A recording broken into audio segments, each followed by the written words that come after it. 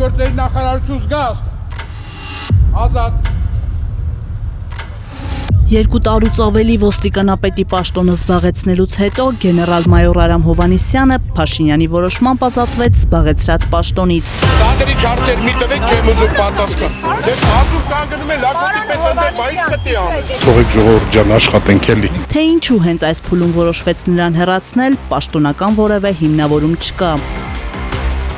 Հանրության համար անհասկանալի է, թե ինչու Փաշինյանն ազատվեց մարդուց, որ ըստ ընդդիմության հենց իր հրամաններն էր կատարում։ Արդարացնում ոստիկանության կողմից իրականացվող ցանկացած բռնության դեպք։ Ոստիկանության հակազդեցությունը եղել է իրավաչափ եւ պրոֆեսիոնալ եւ նմանատիպ բոլոր դեպքերում ոստիկանությունը գործելու է նույն կերպ։ Ավելին, ըստ մամուլի Հովհաննիսյանը դարձել էր Փաշինյանի աչքի լույսը, երբ չէր հրաժարվել եռաբլուրում որդեգորուս մայրերին քարշ տալով բերման ենթարկելու հրահանգը կատարելուց։ Պաշտոնական հիմնավորում չկա, թեև ըստ մամուլի Հովհաննիսյանին հեռացնելու բազմաթիվ պատճառներ կային։ Դրանցից առաջինը հանցավորության եւ թմրամիջոցների, ինչպես նաեւ ապօրինի զենքզինամթերքի շրջանառության աճն էր։ Բայց ավելի լուրջ պատճառ էլ կա։ Հրապարակը գրում է, թե Հովհաննիսյանին հեռացրին, քանի որ նա հունիսի 1-ին պատշաճ չէր կազմակերպել միջպետական մայրուղու Սևանի ճանապարհը փակելու գործը։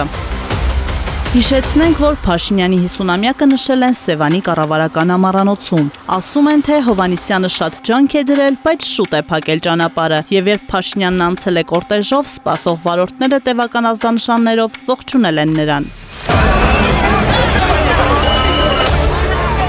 Բացի այդ, վերջին շրջանում շատ գրվեց Հովհաննիսյանի հավանական ներգրավվածության մասին տարբեր կոռուպցիոն սխեմաներում։ Բանն այն է, որ պաշտոնավարման 2.5 տարիներին Հովհաննիսյանը բավականին ընդլայնել է ընտանեկան բիզնեսը։ Ըստ հետքի նրա որդին սեփականաշնորհել է ոստիկանության կողմից օգտագործվող կայանատեղիի տարածքը, զավթել է մայրաքաղաքի հողամասեր։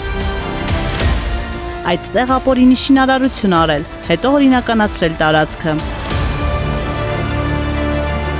Ինչևէ, մամուլի հրապարակումները մի կողմ թողնելով ներկայացնենք Արամ Հովհաննիսյանի կենսագրությունը։ 35 տարի ուժային համակարգում աշխատած 58-ամյա Արամ Հովհաննիսյանն անցած տարի անձամբ էր ղեկավարում ընդդիմադիրների բողոքի ակցիաների ժամանակ ենթակաների գործողությունները։ Նրա աչքի առաջ էին ընդդիմադիրներին բերման ենթարկում վնասվածքներ պատճառելով, իսկ ինքն անձամբ փողոցը փակող ցուցարարներին լակոտ էր անվանում։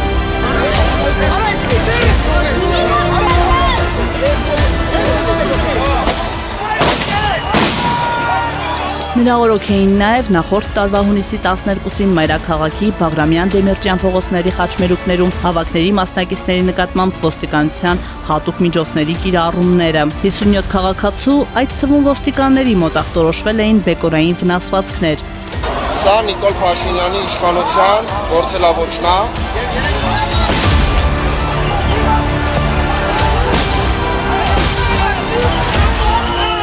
Մինչ օրս էլ ոչ հերկվել ու ոչ էլ հաստատվել են կասկածները, որ Հովհաննիսյանի ղեկավարությամբ ցույցը ցրեցին այդ ժամանակ արգելված տեսակի Սարիա 3 նռնակներով։ Ինչ արվել է հունիսի 12-ին օրենքի շրջանակներում։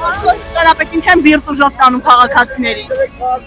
Վիրտուժով են տանում։ Այո, մենք կադրն ունենք։ Սկիզբը տեսնեք ինչ էր, բա ոչ պետք է տանել, ինչ ա թվում ձեզ։ Այժմ Հովհաննիսյանին փոխարինելու է Լոռու արդեն նախկին մարզպետ Արամ Ղազարյանը։ Մեդիահաբի տեղեկություններով Ղազարյանը 2021 թվականի նոյեմբերի 11-ին կրակոցներից սպանված քանաքերցի տույ մականվամբ հայտնի քրեական հեղինակություն Արթուր Ղազարյանի հորեղբոր որդին է։ Իր ազգականի սպանության պահին Ղազարյանը աշխատում էր ոստիկանությունում, զբաղեցնելով Հայաստանի Հանրապետության ոստիկանության Շիրակի մարզային վարչության պետի պաշտոնը։ Իմ հետևում կանգնած այդ բոլորն էլ աչք ունեն, այո։ Խոսքա չէ որ ասում է